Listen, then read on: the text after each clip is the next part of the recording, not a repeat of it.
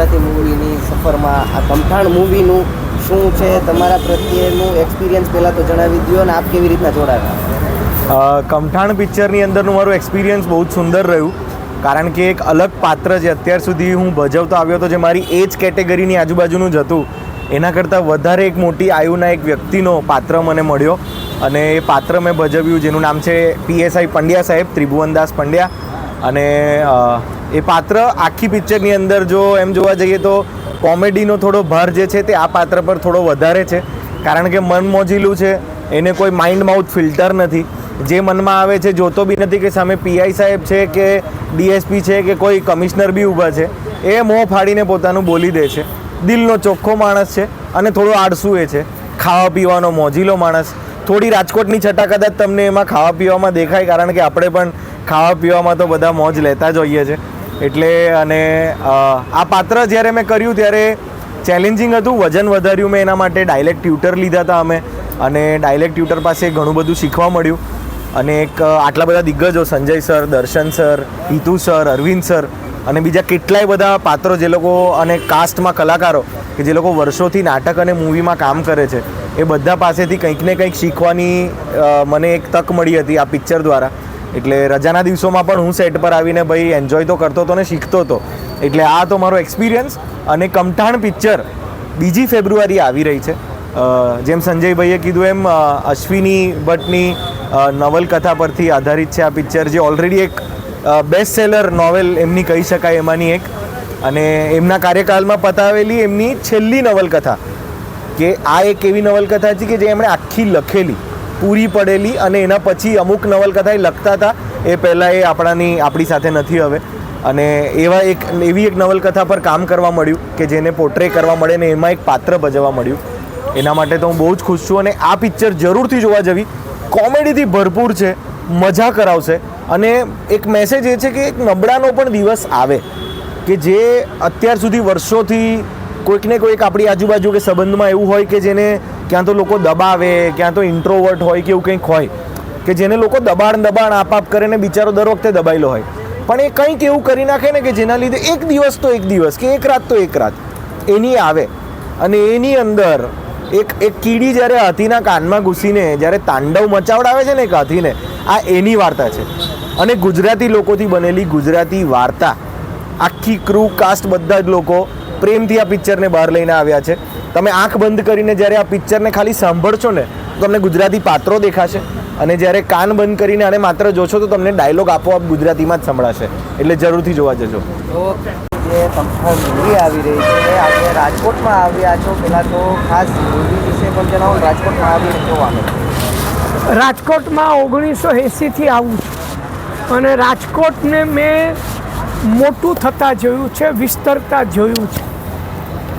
જ્યારે પણ હું આવું છું, રાજકોટ ચારે બાજુથી વિસ્તરી રહ્યું છે અને એનો મને બહુ આનંદ છે, કારણ કે વિસ્તાર વધતો જવો એ સફળતાની નિશાની છે.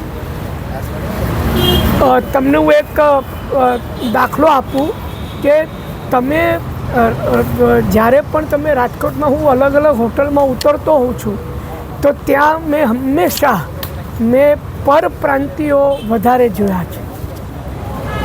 આજે પણ હું જે હોટલમાં હતો એમાં વેટર એક નેપાળી હતો, બીજો વેટર બિહારી હતો, કાઉન્ટર પર જે લોકો બેઠા હતા એ બિહારીઓ હતા. અને એનો મને આનંદ છે, મારો એમાં જરા પણ વિરોધ નથી. એ શું સૂચવે છે કે આપણે ત્યાં ગુજરાતમાં કેટલી બધી નોકરીની તકો છે કે પરપ્રાંતના લોકો કામ કરવા માટે આપણા શહેરમાં આવે છે. તો આ રાજકોટનો જે મિજાજ જે છે એ મને ખૂબ જ ગમ્યો. અને જ્યારે પણ હું આવું છું ત્યારે નવા વિસ્તારો ડેવલપ થયા હોય છે અને ત્યાં આગળ નવી રેસ્ટોરન્ટ, નવા શોરૂમ, નવા મોલ્સ, આ બધું મેં જોયું છે. તો આ હતો મારો રાજકોટ માટેનો પ્રતિભાવ. બાકી વાત રહી કમઠાણ મૂવીની, તો મિત્રો હેલ્લારો મૂવીના જે સર્જકો છે, હેલ્લારો મૂવી જેણે નેશનલ એવોર્ડ મળ્યો છે, તમે વિચાર કરો કે આપણને છેલ્લે નેશનલ એવોર્ડ તમે વિચારો ને કે ભાઈ આપણને ક્યારે મળ્યો હતો, તો તમારે માથું ખંજાવવું પડે કે આપણને ક્યારે મળ્યો હતો નેશનલ એવોર્ડ. ખૂબ વર્ષો પહેલાં આપણને મળ્યો હતો. એ હેલ્લારો મૂવીના મેકરોએ આ ફિલ્મ બનાવી છે. બીજી આની ખાસિયત એ છે કે આ મૂવી અશ્વિની ભટ્ટની નોવેલ કમઠાણ પર આધારિત છે. નોવેલ પરથી બનેલી ગુજરાતીમાં ફિલ્મો ઘણી ગાંઠી છે. તો આ એક બીજી એની ખાસિયત છે. ત્રીજી ખાસિયત એની એ છે કે આ ફિલ્મમાં હું છું.